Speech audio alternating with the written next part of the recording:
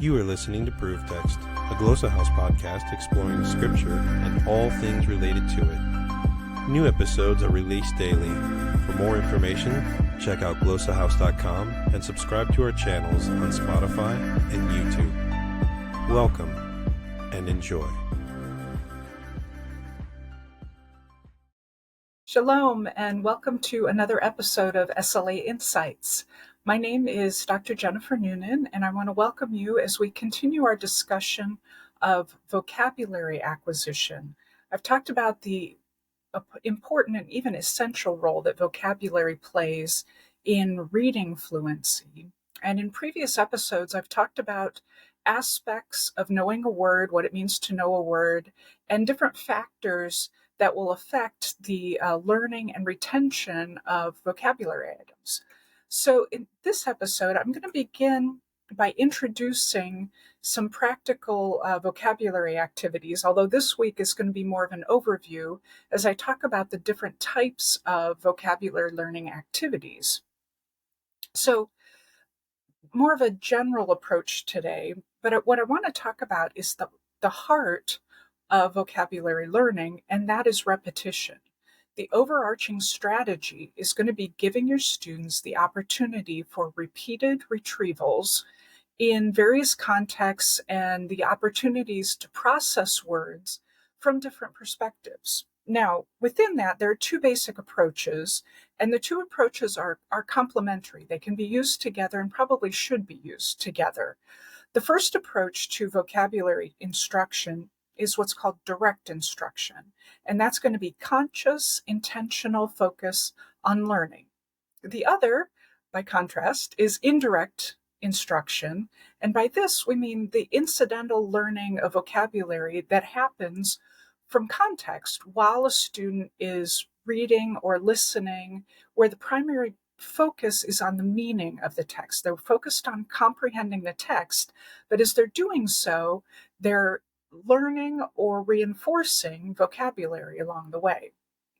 So I'm going to talk a little bit more about each of these and break them down a little bit, talk about their pros and cons, their strengths and weaknesses. So first, with direct instruction, this really can be very effective, especially when it is paired with the indirect instruction. And again, this direct instruction is intentional, it's conscious, and the focus is on learning the vocabulary items. So there's a whole range of things that you can do here, everything from just a very brief gloss or definition while reading along the way, through flashcards to an elaborate discussion of a particular, usually high-frequency vocabulary item, which might include looking at its range of contexts, range of uses, exploring the etymology, looking at the grammatical forms of the word and how it's used, collocations, word parts. So very detailed exploration of what is going on, what this word does and mean and how it's used, and so on. And again, flashcards or word cards is part of this direct instruction. And the good news is that research in second language acquisition has shown that flashcards really can be an effective tool for vocabulary learning. And in future episodes, I'm going to elaborate on how best to go about using your flashcards, how to make the best use of flashcards.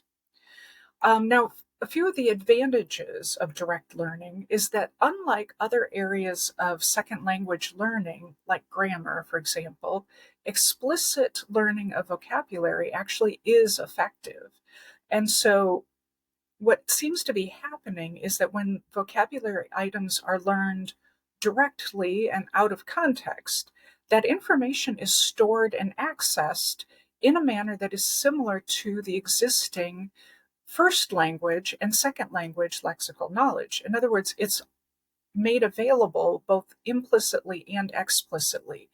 And so, unlike, as I said, other types of language information, which primarily is learned deeply by indirect or implicit learning, vocabulary can be learned directly, explicitly, and intentionally. it is also more efficient than indirect learning. However, there are some disadvantages, some weaknesses for direct learning, and many of these are made up by indirect learning, right? Which is why it's a good idea to pair the two, to work together with both direct and indirect vocabulary learning. So a few disadvantages or weaknesses for direct learning is that some aspects of knowing a particular word rely on quantity of exposure, quantities of experience, and a direct teaching tends not to do that. It tends to be more focused on a particular instance or a particular set of occurrences, for example. And so when you need quantity of exposure, direct teaching is not always the best, especially if you're talking learning in context. A second weakness of direct teaching is that some aspects of knowing a vocabulary item really are implicit, and direct instruction doesn't work as well. So, for example, its use in context or collocations, those kinds of things are harder to teach in a direct manner and really need to be picked up in context. So this is direct instruction, direct vocabulary learning, which is explicit, intentional, and conscious.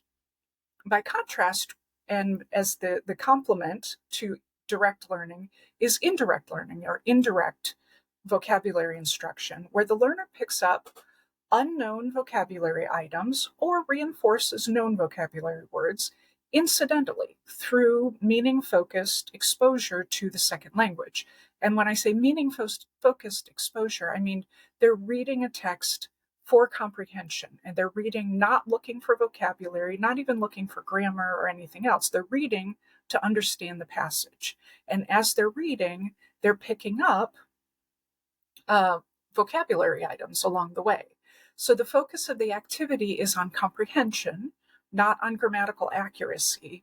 And so if you're looking at a reading course, which is typically what we're doing with Hebrew, Greek, Latin, the ancient languages, reading courses, you'd be looking at an extensive reading activity where you're reading a large quantity of text for pleasure, for comprehension, for understanding, but not going for the grammatical accuracy necessarily.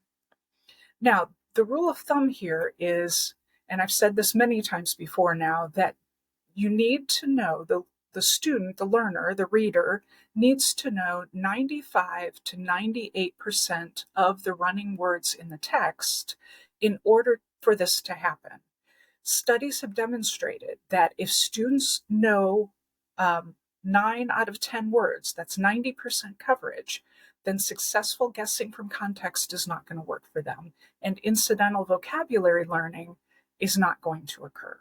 And so that 95 to 98% is kind of the sweet spot where the student can read, understand, comprehend, and incidentally pick up that other 2 to 5% of words that he or she does not know, all the while reinforcing the words that they do know or have been exposed to. And so keep in mind that learning a vocabulary word is not one exposure, it's multiple exposures. And so as they're reading and being exposed again and again to words perhaps they already know, they're adding to their understanding of that word. So again, incidental learning is reading or listening in context and picking up vocabulary along the way because the reader or listener understands 95 to 98% and can successfully guess from context the other 2 to 5% and pick those up along the way. Now, the advantages of indirect vocabulary learning is that it gives opportunity for repeated exposure, which is a little more difficult to do with direct teaching. It also involves learning words in context. So you're not looking at isolated words, word lists, flashcards, but you're learning words in the context of a sentence with the typical grammatical inflections, prefixes, suffixes, collocations, syntax, word order, all the things that also are involved in learning a vocabulary item. And so it's better than direct learning for learning different forms of the word, you're more likely to run into the different grammatical inflections of this particular word. And it's better than direct learning for learning collocations. What words will go with this word? How is it used differently when it's used with this preposition versus that preposition, for example? These are the advantages of implicit learning in context. Now, the disadvantage or the weakness is that it isn't as efficient as direct instruction. And so the two can be paired, indirect and direct, to help make up for these weaknesses that each approach has.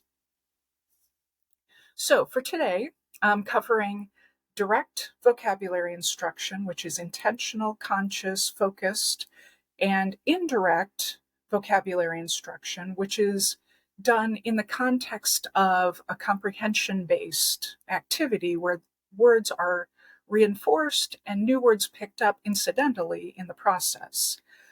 In the next few episodes, then, I'm going to describe some specific vocabulary learning activities, both direct and indirect, and how to use those in the classroom.